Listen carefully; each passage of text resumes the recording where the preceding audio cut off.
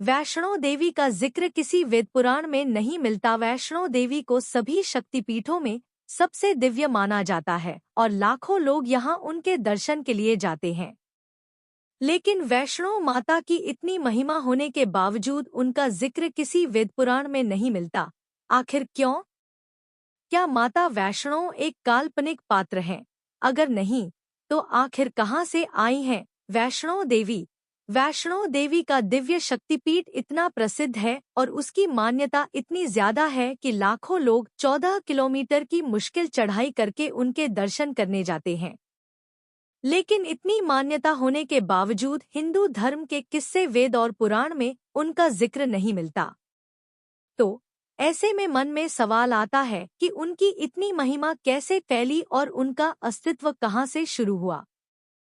तो चलिए जानते हैं वैष्णो देवी का इतिहास।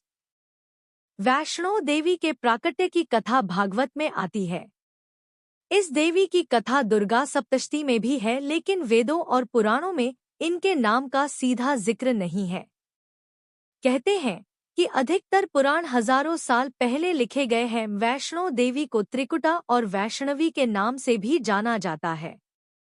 वैष्णो देवी के जन्म की कहानी भगवान विष्णु के वंश से जुड़ी है और उन्हें महाकाली, महालक्ष्मी और महासरस्वती का अवतार माना जाता है।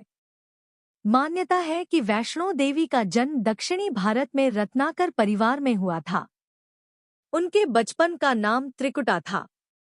बाद में उनका जन्म भगवान विष्णु के वंश से हुआ, जिसके कारण उनका नाम वैष्णवी पड़ा था।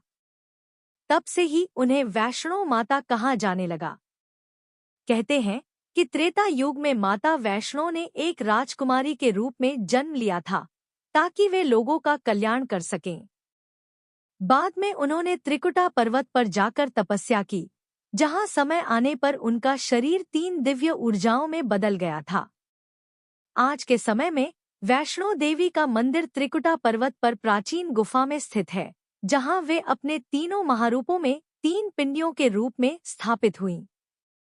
यही वजह है कि गुफा में माता के 3 रूप दिखाई देने पर भी वे एक नाम वैष्णो देवी के रूप में जानी और पूजी जाती हैं।